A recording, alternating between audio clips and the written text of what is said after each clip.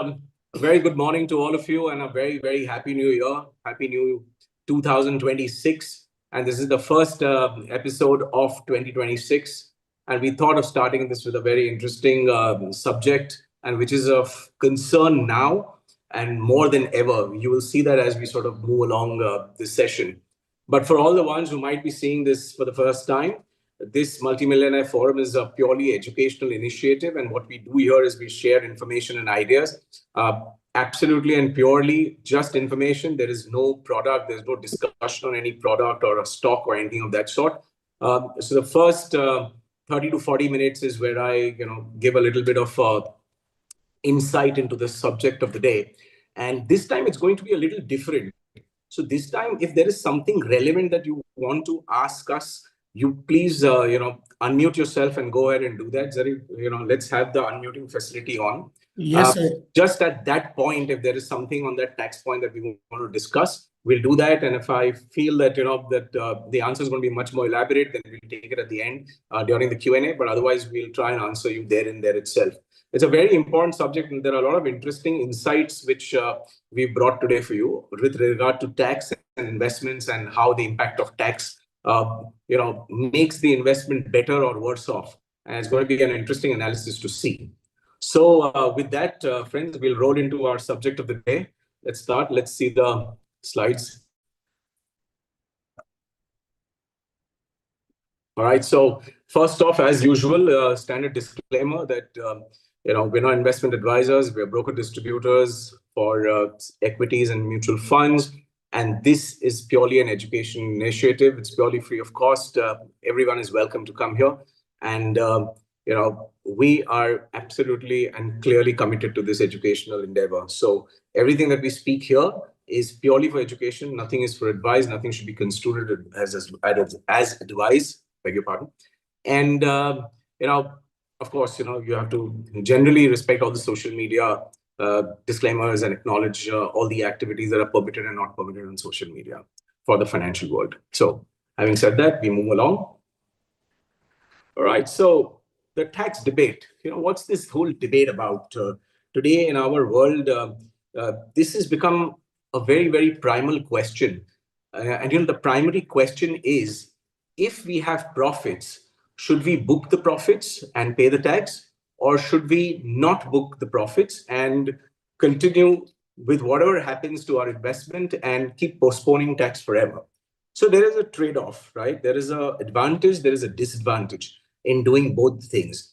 And that's the endeavor of this session, to bring out both those sides so that you're in a better position, a better informed position to take some very, very strong and very important financial decisions. So this debate, I have, in my own way, I have spoken to a lot of friends who are tax practitioners, and I've got mixed views from all of that, for all of those people. And which is why we've analyzed a few things for you. We've got some data together. We'll go slow when we show the data so that you're able to grasp the tenacity of the situation and the sensitivity of this subject. So let's move forward. So why do we talk about this now? Because see, what has happened is, and I want to take you a little bit back into history. There was a time in 2019 where, long-term capital gain tax was introduced. And because long-term capital gain tax got introduced, what suddenly felt like was a shot in the arm. Because if I were to go even another few years before 2019, equity capital gain tax in India was tax-free. We didn't have to pay any tax on that. And what the government felt was that why charge a long-term capital gain tax? Instead of that, let's innovate and bring an interesting tax called the Security Transaction Tax, STT for short. So that every transaction that is done, the investor has to pay tax. And the government, in its wisdom, realized that it was far more profitable for them to charge STT, and therefore they abolished long-term capital gain tax. Now, what happened as a result was that from in the next few years, what happened is that the government actually collected a fair amount of STT because people were still transacting, but nobody was making as much profit. And then something else happened. What happened is people made a lot of profit and they figured that the STT component was really small now versus the capital gain tax that they would have got. So they reintroduced it back in 2019. Now, uh, sorry, 2018 is when they introduced it.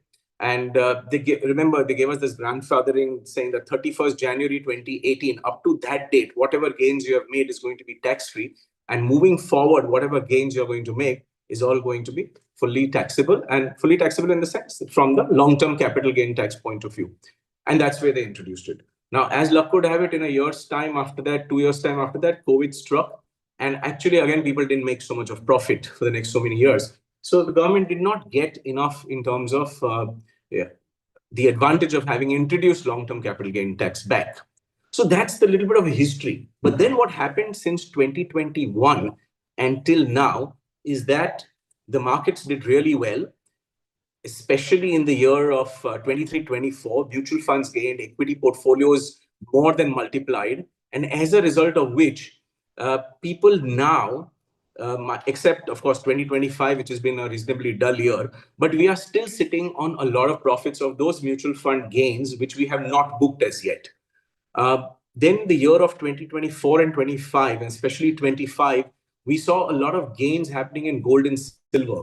And the gains are stupendous. I mean, portfolios have made more than 100% in just gold and silver and in 2025. So again, we are sitting on a lot of tax. Then there is so much of rumors around 2026 saying that America is going to go down. There is so much of a debt in America. Japan is under so much of debt. So the world markets seem to be again in a bit of a turmoil, or likely to be in a turmoil in the year 2026 also. We don't know whether that will actually happen or not. But the point is that we today have capital gain taxes if our portfolio has been at least 3 or 4 years old. We have a lot of them, which we have not booked.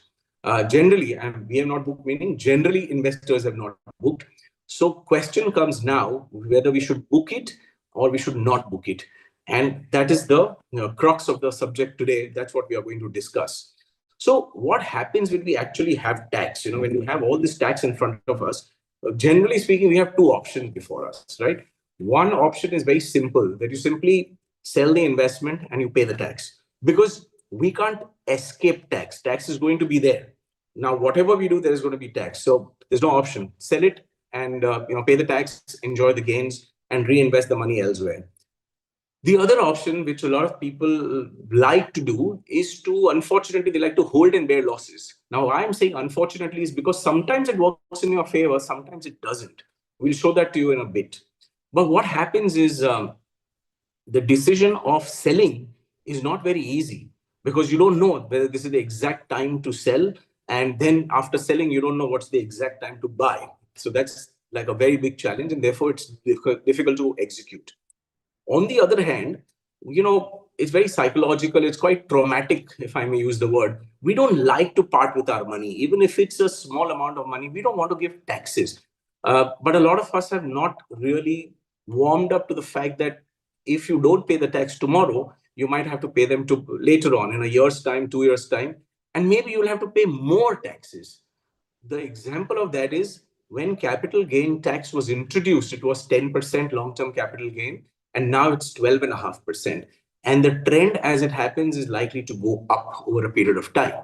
So what we have done here, very quickly, I just want to show one example here. It's a very, very simple example.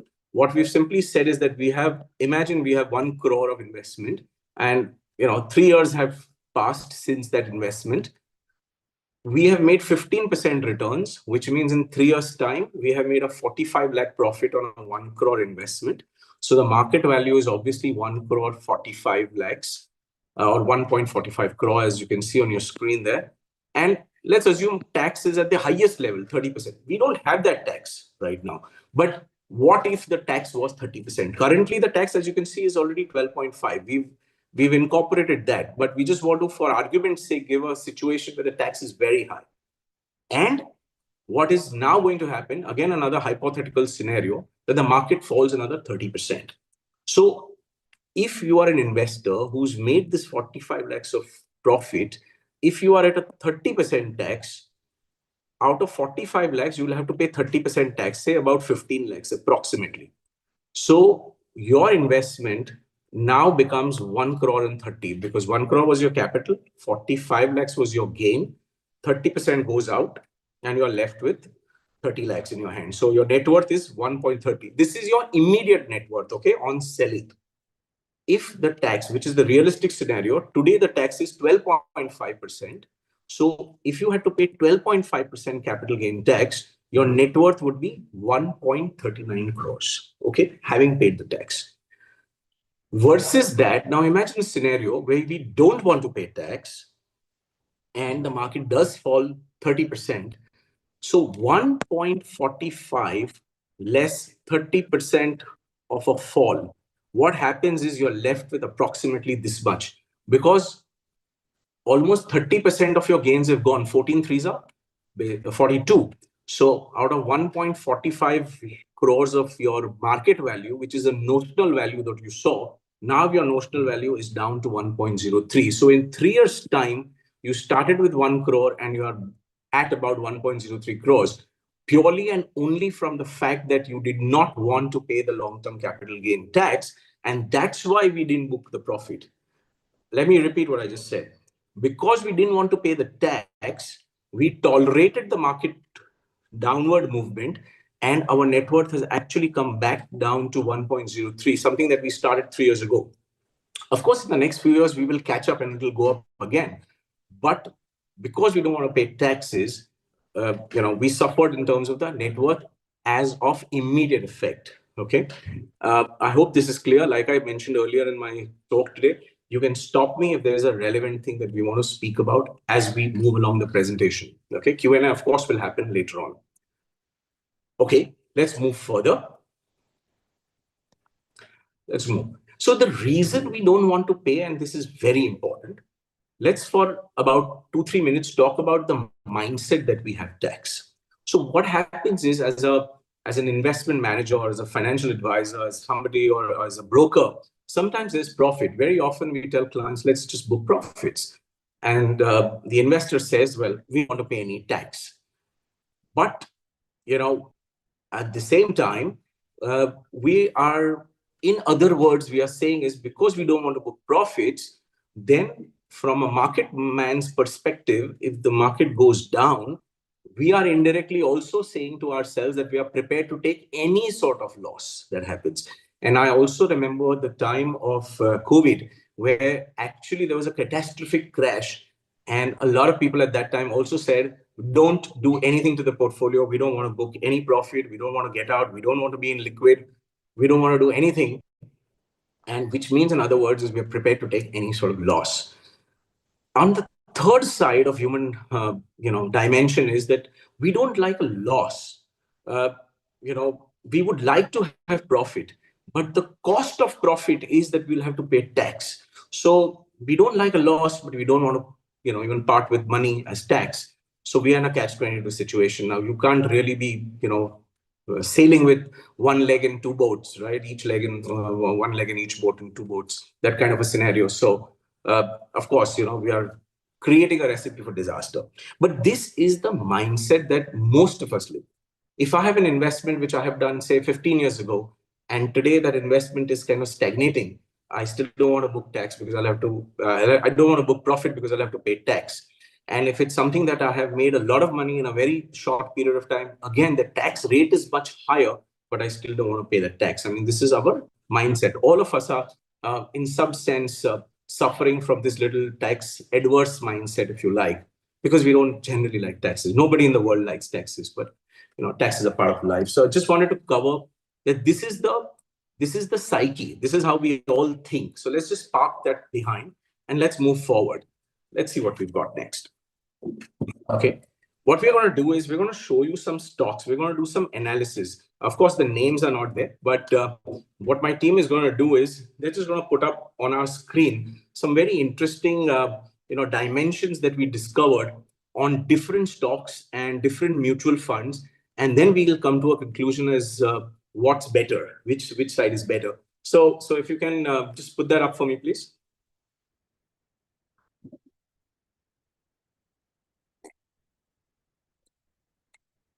Right. So what we've done here is Can you please just make this a little larger, this area? The cat good X. Let's just make that a little. Okay, you're still sharing your screen, huh? I think most of you all can see. If somebody can't see, just let us know. Okay, there we go. So can you just sort of, focus on this part, please? What we've done here, friends, is we've taken a fictitious scenario of buy and sell.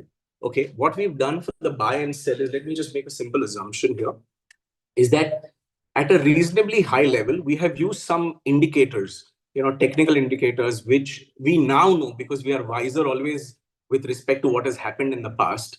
Okay, that that particular point at which we sold, and then we saw the point where the trend turned around upwards again. So that's the time we bought. So we are using a technical trend indicator. That's how you see these buy and sell decisions. But we are going to compare that with what if we held this stock for a long time. And as you can see, we have started counting our back-tested history from 1st of January 2025 to 2005, which means 20 years ago. So that means we've held an investment for 20 years. Okay. And mind you, for all examples, we are going to start with this 1 crore as an investment. So if we invested 1 crore of money on 1/1/2005, the price was 111. So we got 90,000 quantity of this particular stock. Okay. Now, let us see what happened.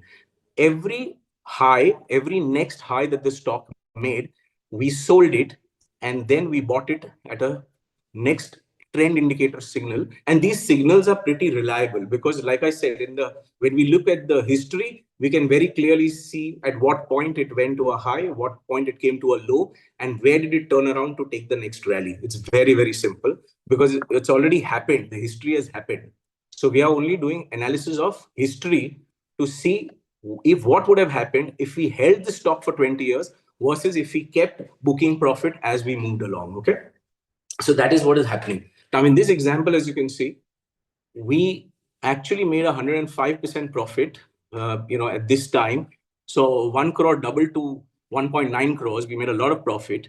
And then we came and bought at this time in 1/11/2006, but the price had moved up because by the time you got a buy signal, the price had moved up significantly. So what happened as a result is we got lesser number of quantity. Okay. So this kind of things also happen. Sometimes we'll get more quantity than what we started with due to profit booking. Sometimes it goes down, as you can see here, and here 1,21, it went up also. Okay. The same procedure we have followed for the other 4-5 examples that we are going to show you. So what happened after 25 years? Now, can you scroll down this, please? So what we remember, we invested 1 crore. After 20 years, the price for this particular capital good company is 4,000 odd rupees right now. So our capital of 1 crore, if we kept doing profit booking, came to about 21 crores. This is 213 million, which means basically 21 crore. 1 crore became 21 crores in 20 years' time, because this was a fantastic capital good company. We've taken one of the best examples. And as you can see, the growth rate of this company was almost 19% per annum. So if we did regular profit booking, what has happened is we have landed with 21 crores of net worth. Versus that, if we had just held the stock, done nothing for 20 years, then as you can see, we would have made 31 crores, which means in this example, profit booking was an adverse decision. Maybe holding this stock was a much, much better idea. Okay. Because the outperformance, that is how much money we made more by holding versus doing profit booking, was almost 45% more. Okay. With this, now we move to the next examples. I will move through the next examples a little faster so that you are able to appreciate the logic is the same. This is a particular bank. Okay. In this bank also, we have taken an example where we invested 1 crore and we invested on 3rd of January 2005, exactly 20 years ago, because today is 3rd of January 2025. Okay. What happened is, as a result of this stock, let's go down. In this stock, we can see that the outperformance was humongous. I mean, our 1 crore capital has become 16 crores, 16 times it is multiplied. But versus if you had done profit booking in this stock, we would have landed with only 7.3 crores. So which means by holding, we would have made almost 2.5 times, 2.25 times more. So this is what happens to a lot of our investments, which are very old and which are in very good companies, or companies that have continued to be good quarter after quarter, year after year. And that performance is what is visible here, where it says that holding was a much better strategy. Now, let me take you to another stock, another leading auto company of this country. Go up, please. Again, we have started in August of 2005, because that's where we got the data from. The same 1 crore, if we had invested in this auto company, and one of the best in India, by the way, let's see the result of this. Here we can see that if we had done profit booking in this scenario, the price which moved from 60 to 360, which is a CAGR of just 9%, but we actually from our 1 crore got a return of almost 14.8 or 15 crores. If this stock we held for 20 years, we would have only landed with about 4.5 crores. So by profit booking, our profits have tripled. Our net worth in this investment would have tripled by doing profit booking. And obviously profit booking means by paying the tax also. Because in all these examples, we have assumed the current rate of long-term capital gains of 12.5%. Okay. Now let's move forward and let's go and let's look at the same bank. Now this is very interesting. Okay. I'm going to spend a minute here. This is the same bank which we spoke about a while earlier, saying that it made great profits for us to hold. But now you look at that time, can you just slide back so that everybody remembers? Just slide left to that bank starting date. See, we had started on 3rd of January 2005. In the same bank, had we invested, come to the right, please. Instead of 2005, if we had just started our investment about 15 months later in this particular bank, same bank, in September of 2006, okay, yes, it's about a year and a half. Then what is our situation? The same bank, mind you, friends, absolutely same bank. See the impact. Here, if we had booked profits, we would have got about 8.3 crores in our hand. And by holding it, we would have got 8.7 crores. So virtually there is no difference in this particular scenario. So it also becomes very, very pertinent to note, what time are you buying the stock? Now, is this the right time or wrong time is almost an impossible question. Only God can answer that question. But the philosophy of holding forever did not hold true in this scenario, and it did not even hold true in this auto company scenario. Okay. Now, these are stocks. I want to show you some examples now on mutual funds. Let's go to mutual funds, please. So we've taken one of the best small cap funds here for your reference. And this investment we have started in the backtracking. We started from the day more or less it was open. As you know, most of the mutual funds start with 10 rupees NAV. And, so you can see the NAV was only 11 rupees. So it had just about started a while ago. And in August of 2007, we started. This is an 18-year investment. In 18 years, what has happened? Let us see. In a mutual fund, you're doing the same activity of buying and selling, okay, booking profits. So your 1 crore became almost 32 crores, okay? But if you had held this mutual fund for 18 years and not done anything, you would have come home with about 15 crores. Your realization would have been half versus doing profit booking. Okay, now come on, this is an idealistic scenario. Again, I'm repeating, we saw the trend and we saw the history. Very easy to identify in history. But even in the current times, it's not almost impossible to know when the trend is turning around. We can see that on charts. It's not very difficult. We may not get the exact accurate point, which is to say that we may not be able to capture the absolute highest point. We might want to suggest a sell, and then after that, maybe the price still moves up 10 or 20%. And when it's at the bottom, which we think is the bottom, and we buy, it might still fall another 10 or 20% from there. So you can't exactly come at the highest price of selling and the lowest price for buying. But still, even if you on an approximate level did this, the realization in this small cap mutual fund would have been double by profit booking. Okay, let's move to another category of funds, which is called a large and mid cap fund. Very popular investment option for most of us. And let's see what has happened here. The same 1 crore investment, here, started in July of 2005, as you can see. What has happened to this investment? Let's come here. Let's look at this. Here, this particular mutual fund from 1 crore grew up to 33 crores. But if we had held on to this fund forever, we would be at 21 crores. So, see, profit is still there. But would another 12 crores of extra profit not be really worthwhile? Of course it is. And this is after tax. Mind you, all these numbers which says current market value with profit booking, it is after having paid the capital gain tax of 12.5%, which is today's tax. So despite the tax, the realization is much, much, much better. Okay. So if you can just take the screen off for a minute, please. So friends, what I'm trying to here show you is that it depends on the time. It depends on the investment itself. It depends on the geopolitical situation, political situation. All these factors come into play. Now, if I were to ask you, or if you were to ask me, either ways, is this a good time to invest? I really don't have an answer. Nobody has an answer. Is this the best time to invest? Even more difficult question. Is this the worst time to invest? That is also an equally difficult question. Nobody has the exact answer to that. But what we know is here that in some scenarios, holding it till for the next 10 or 20 years did not work out as profitable. And in certain stocks and certain funds, it would work out profitable.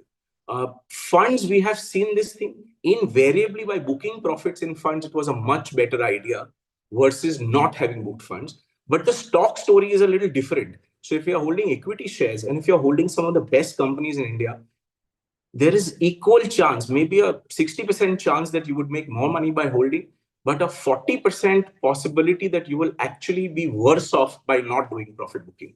So that is the inference that we learned out of this. So we kind of concluded that, selling is not something mandatory, but is a good idea. And if we decide to sell, we need to have some sort of a toolkit, or we need to have some sort of a benchmark or a guideline. It may not be accurate, but still it provides us some sort of a guideline. So can you please show us the guideline?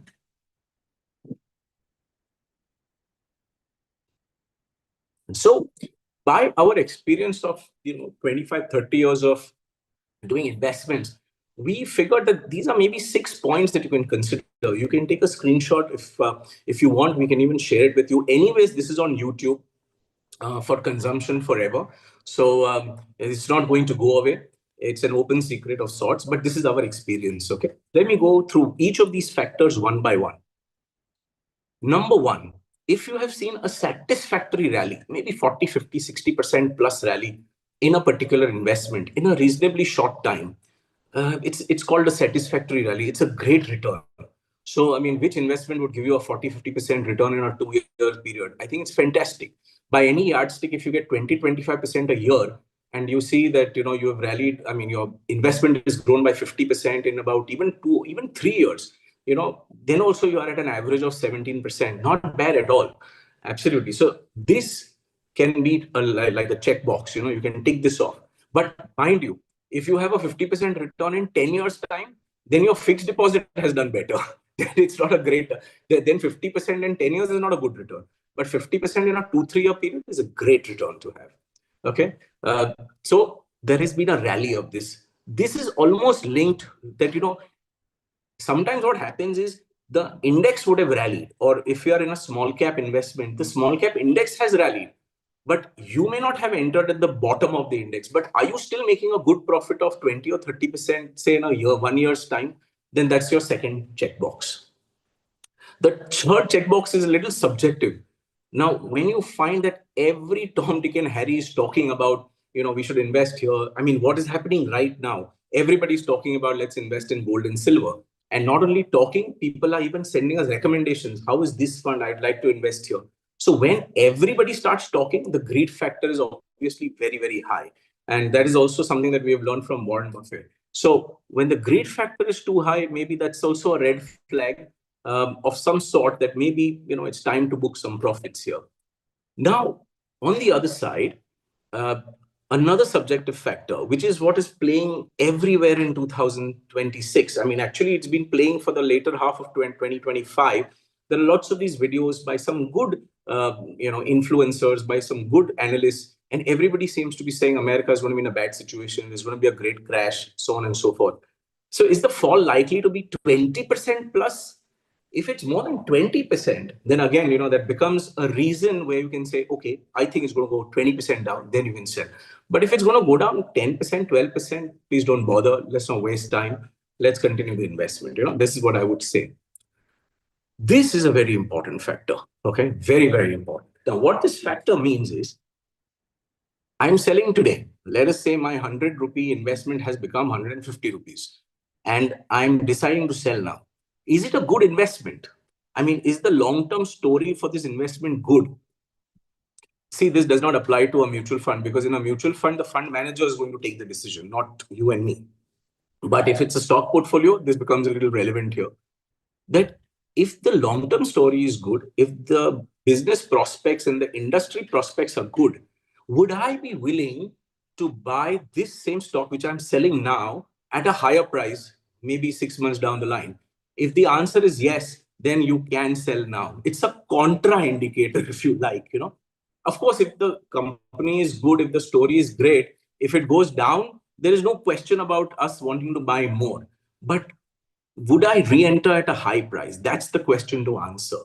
So if we have, check boxes at least on about 4 or 5 of these 6 factors, and as you can see, this and this is like a related factor, and this is a kind of a related factor, So at least if we have 4 check boxes ticked, then maybe you might want to use this as a toolkit to decide that perhaps, it's not a bad idea to sell. Let me book some profits. Who knows what's going to happen? Maybe the fortune of the company is going to go bad. Maybe this fund is going to go bad. You don't know those things. But if I have some profit now, may as well take it, because, see, if you are 30 years old, you can see 20 years in the future. But if you're already 65 years old, you're not going to say, let me hold for another 20 years, So the psychology also changes as per the changing age. Okay, let's sort of move forward. Let's look at the next thing. Very interesting area again. See, the problem with taxes is what? Okay, can you just take this off the screen for a minute? I want to talk about a very important concept of tax. There's been a study, and the study is what you saw on your screen. That's very academic, but let me explain it to you in a simple fashion. There's something called the Laffer's curve. Okay, economists published this theory many years ago. Sorry, I don't recall who's the inventor of this, but maybe we'll look that up. But what Laffer's curve is trying to tell you is that if the government charges you 0% tax on a certain investment or a certain type of income, of course the government is going to get zero revenue. But if the government charges you an obnoxiously high tax, 90%, we've had 97% tax in India, by the way, in our history. But if the government charges you a very high tax, then again, people are not having any incentive to pay taxes, So what happens is, at zero level also, you're not getting any tax collection from the government's point of view. And at 100% also, we don't get any tax collection from a government point of view, of course, because people will find one way or the other to not want to pay the tax. Remember the mindset thing that I spoke about? We don't want to even let go of 5 rupees. Leave aside talking in terms of percentage of taxes and things like that. So Laffer's curve becomes a very, very important angle to think of. So if the tax goes very high, we don't want to pay. If the tax is low, of course, the government is not getting anything. So now you can bring the slide back. So the point is that in our country, and something which is relevant to us, the tax level has to be reasonable. Otherwise, what happens is investment gets killed. And what this theory says is that here at 0%, there is zero tax revenue. At 100% tax also, there is zero revenue. Okay. But if you kind of tax at a reasonable level here, people will still pay taxes. And there is an optimal rate. Now, let's make it simple and easy to understand from our point of view. Long-term capital gain was zero at one point of time. So obviously the government was making zero revenue. And I gave you that little story in the past. Now we went up to 10%, then we went up to 12.5. Maybe we'll tolerate up to 15 and 20. But then if it becomes 30%, see, the government will not get any tax revenue, because what may happen is foreign investors will also not invest. Today, they are investing through other routes, which is tax-free. But I'm saying largely people who are in India will either not invest or will find methods by which they never sell. And never selling is also not such a great idea, because we saw that all investments will not really work out always positive. So we'll come into a little bit of a trouble situation. So now let's hope our government does not increase tax to beyond an unreasonable level. But it happens in other parts of the world where long-term capital is also at 20% and even at 30%, 25%, etc. So let's hope we don't go there so fast. But thank you. Laffer was invented by Arthur Laffer. Okay, great. Thank you for that.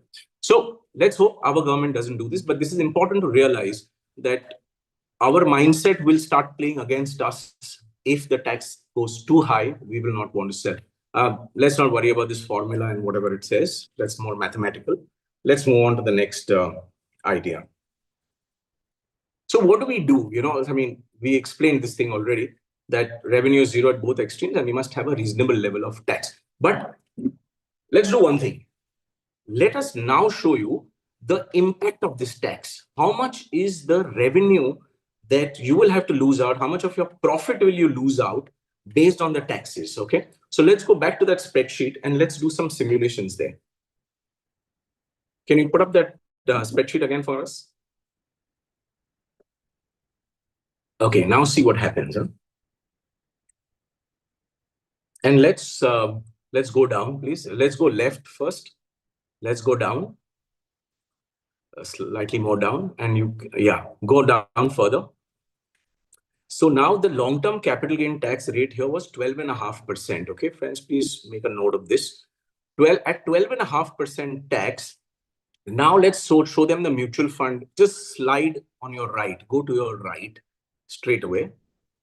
Okay, because the mutual funds is a clear case where profit booking was profitable, right? So we'll talk about those scenarios. Come further right, I think. Is this the mutual fund? Is this the mutual fund? Yes, it is, right? Okay. Yes, sir. These are the two mutual funds. Okay, thank you. So as we can see, let's just remember these numbers. This is 32 crores almost, okay? And the tax is 12.5%. By not selling, we were at 15 crores. Now let's go back on the left and change the tax from 12.5% to 20%. Okay. What happens if the tax moves up dramatically up to 20%? Okay. And now let's go right. So let's see what happened to that 32 crores. How much of our wealth was lost? Additional wealth was lost by paying those taxes. Okay. There you can see the answer is in front of you. From 32 crores, we lost 7 crores of net worth purely by the government moving from 12.5% to 20%. See, even if we held, remember we were at 15 crores here and we are at 14 crores. So here the skeptic would say that, look, if I held this investment for 20 years, I would pay or I would lose only 1 crore, 1.5 crore of my net worth. But, the optimist would say that, look, I've got 25 crores, which is still much better and almost double of 14 crores that you are giving me in my hand.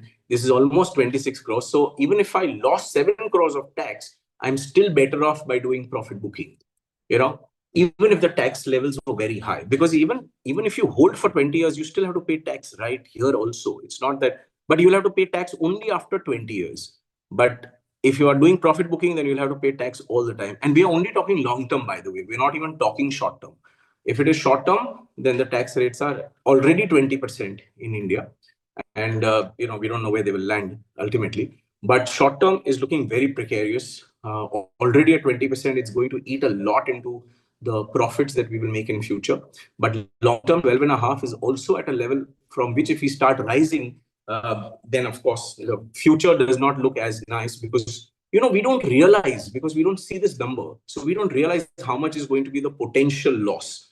So this is what we have tried to explain, that if the tax goes up further from here, it's going to eat into our returns. We don't have a choice unless we do something dramatic. We move to another country and we move to another jurisdiction and all of that. So I just wanted to take this one example in the interest of time. Okay. If you're interested, we can also show you the other examples. The impact is the same also on stocks. Okay. So now let's come back to the presentation. There's something else that also I wanted to tell you. Very important. Now, what is the solution? How do we sort of circumvent? How do we navigate this? What if we could actually not pay any tax? Then of course profit booking becomes much more profitable. Switching mutual funds become more profitable. We saw that a few years back when we could switch without paying any tax, right? But the problem is that you don't know exactly when to do it, and you can obviously retain more units, you can maximize your quantity of your holding and all of that, but you don't know what's the right time. And if tax is not equal to zero, then obviously by profit booking sometimes our net worth will also fall, which we saw in that example. So what do we do? Go further, please. Is there a way that you can sort of postpone taxes? I'm sorry. By the way, this is just a summary. Yeah, it's absolutely okay to pay tax. It's not a problem. It's out of the profit that we've earned. But let's just go to figure out how can we sort of postpone taxes, for about 20 or 30 years, or maybe even forever. See, there are methods to do, but there are very limited methods to do this. This is just something that we found. We thought we'll share with you and have your feedback on this as well. Okay, so move forward, please. There are very few instruments, okay, in India especially, which allow us to do this kind of a postponement of tax today. In America, of course, there is, in other parts of the world, there's leveraged IRAs, 401ks, these are all America. But ULIP is one area which still is in some sense untouched by this capital gain impact, short term and long term. What I mean to say is that in a ULIP plan, if we were to do any switching of any sort, whether you do the switch in 3 months or 3 years, at the moment there is no tax. ULIPs have got taxed, by the way, from 2021, which says that only when you withdraw the money, when you redeem the money, when you surrender the policy, or when you close the policy, or on maturity, whatever term you like to use, at that time we will be charged a tax. But normally these insurance contracts are for 10, 15, 20 years, and which means that you can actually defer your tax 10, 20 years. Now, what happens, there's a very, move the slide off, please. There is a big impact that happens when we choose this kind of a postponement scenario. See, what happens is, can you take the slide off? What happens in this scenario is, we had invested, say, 1 crore, just taking an example, 100 rupees, simple example. And let's say the price moves up to 130 after maybe a year or 2 years time. And then we feel that the markets are looking a little shaky. Maybe we should come and sit into bonds. So we can take our money out. Now, there will be no loss in terms of capital gain tax because it doesn't exist. So far, ULIPs have been insulated from the impact of capital gain. There is no capital gain on a ULIP policy during the intervening period of 20 or 30 years, which is the term of the contract. Please understand that. So there is no tax there. So if we were to sell something, the entire money is available for us to reinvest. Okay. Only after 10, 20 years, 30 years, when we pull out the money, the tax will be applicable at that time on, of course, the whole thing. But the beauty is that if I have more in my hand now, the compounding is that much better and that much larger and that much faster. It's efficient to postpone, but the price that you have to pay is that it's a long-term contract. You'll have to be in there 10, 20 years. And for clarification purpose, let me again state, a lot of ULIPs, a lot of insurance companies have been very clever at this. They have come out with a lot of products which have zero cost. And the cost actually they charge is only the fund management cost, which is about 1 to 1.5%, which is still very, very comparable to that of a mutual fund, where also we are paying about between 1.5 to 2% per annum for the fund manager to manage our funds. So that means they're only charging you fund management. The other costs are there, which are very incidental and insignificant. So let's not worry about those ones because they're insignificant. But on the larger cost, the cost is at the same level. So what you're going to pay the fund manager is the same, but what you're going to make as terms of compounding is going to be much better. Now you can bring the slide back. So these ULIPs are something that one can think about. Now there is a very, very interesting thing again in insurance. And see, unfortunately, of course, this is not to talk about insurance, but now that's the only vehicle where we can defer tax. I mean, just go back, please. The key play word here, which I want you to take back with you, is this. It's called long-term tax deferral. that's the only product in India which is allowing us to do this, unless and until the government changes this rule also. And like I said, the cost of this product is very, very low. It's as good as the mutual fund. But for argument's sake, this is an interesting product. But then the negative side of this is, in mutual fund, you have a huge amount of variety. That much of a variety today is not there in ULIPs. I mean, there is a lot of variety, no doubt. But the kind of variety that you see in mutual funds, maybe insurance will take another maybe 3, 4 years, 5 years to catch up, and they will also have that much variety. But as of now, even if an insurance company has about 60 or 70 funds to choose from, the mutual fund counterpart, I mean, I'm talking one company to one insurance company to one mutual fund company. The mutual fund will at least have about, maybe 200 or different options for you. So in that sense, there's quite a lot of difference, but it's okay. You're still making your 15%, so that's not bad at all. But that's the key play word, the long-term tax deferral. Now, there is one very beautiful thing about these insurance policies also, and which is my last slide here. Can you take me forward, please? Is this section 1010D? What this section says is that, think about it this way, that you have this insurance policy, it goes on for 30 years or 40 years or whatever it is. And you can, of course, create wealth out of it.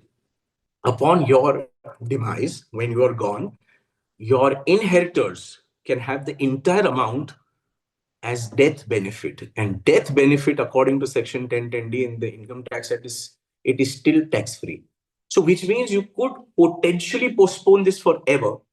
But this doesn't work for everybody because you will not be able to use the fund in your lifetime. And well, okay, that's another way of looking at the cost that you have to pay. But you could actually run this product for 20, 30 years, defer the tax for such a long time, and then when you take out the money, pay the tax, whatever is the tax rate at that point of time, you will still be far better off. So this is just one way to postpone. Perhaps a company can do this. A company can use this as a key man benefit, and under the key man benefit, they can buy a ULIP, because that allows you to invest in mutual funds or basically in the stock market, and then you can actually make those gains for your legacy. You can make those gains tax free. But that's really a big stretch. Not everybody can see 20 and 30 years. Not everybody wants to do that. But this is a provision which exists. So I thought we should talk about this also. So with that, I want to close my conversation for today.